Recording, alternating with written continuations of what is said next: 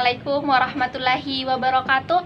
Perkenalkan, saya Sri Dewi Putri, Stambuk A241-19090 dari kelas B kelompok 5. Baik, di sini saya akan menjelaskan sedikit mengenai kalor uap air, di mana untuk memenuhi tugas pendahuluan saya pada praktikum termodinamika percobaan 4.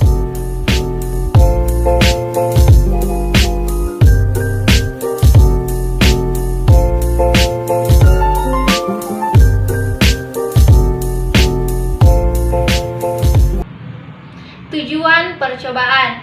Pada percobaan kali ini, itu ada 5 tujuan yang harus dicapai. Yang pertama, memahami konsep dasar dari kalor uap. Yang kedua, memahami asas-asas dari perpindahan kalor. Yang ketiga, itu menjelaskan pengertian kalor uap. Yang keempat, menentukan benda yang menerima kalor dan melepaskan kalor. Yang kelima, yaitu menentukan kalor uap dari air.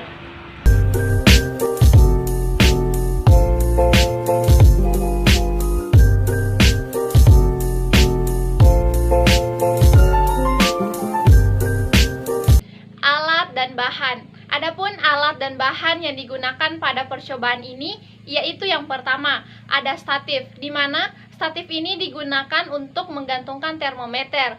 Yang kedua, ada termometer, di mana termometer ini digunakan untuk mengukur suhu. Yang ketiga, itu ada neraca digital, digunakan untuk mengukur massa benda. Yang keempat, yaitu kompor listrik, merupakan alat yang digunakan untuk memanaskan larutan atau zat. Yang kelima, yaitu bejana didih, digunakan sebagai wadah untuk memanaskan air. Yang keenam, yaitu stopwatch, digunakan untuk mengukur waktu. Yang ketujuh, yaitu penjepit, di mana penjepit ini digunakan untuk menjepit tabung reaksi.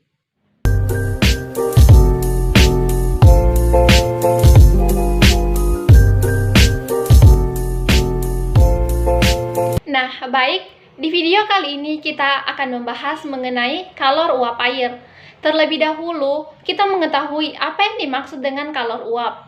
Jadi, kalor uap merupakan banyaknya kalor persatuan massa yang diberikan kepada zat di titik didihnya agar wujud zat cair berubah menjadi wujud gas seluruhnya pada titik didih tersebut.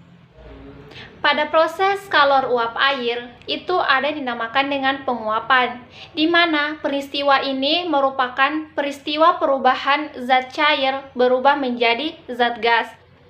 Penguapan pada zat gas disebabkan karena adanya kalor yang diterima. Contoh dari penguapan itu kita bisa ambil dari kehidupan sehari-hari kita, seperti ketika kita memanaskan air secara terus-menerus, maka air tersebut akan menguap. Nah, menguap ini akan berubah menjadi uap air. Uap air ini yang dimaksud dari wujud gas dari kalor uap air. Karena di sini sudah terjadi perubahan zat, di mana awalnya zat cair menjadi zat gas. Nah, pada proses uap air itu terjadi perubahan suhu, di mana perubahan suhu ini merupakan perbedaan suhu akhir dengan suhu awal. Hal ini terjadi karena kalor yang dilepas dan kalor yang diterima di lingkungan sekitar zat tersebut itu berbeda, sehingga terjadi perubahan suhu.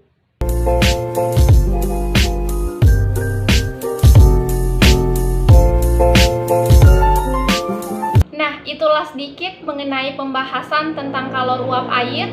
Apabila di dalam video tersebut terdapat kekurangan dan kesalahan kata, pribadi memohon maaf. Wabillahi taufiq wal hidayah. Wassalamualaikum warahmatullahi wabarakatuh.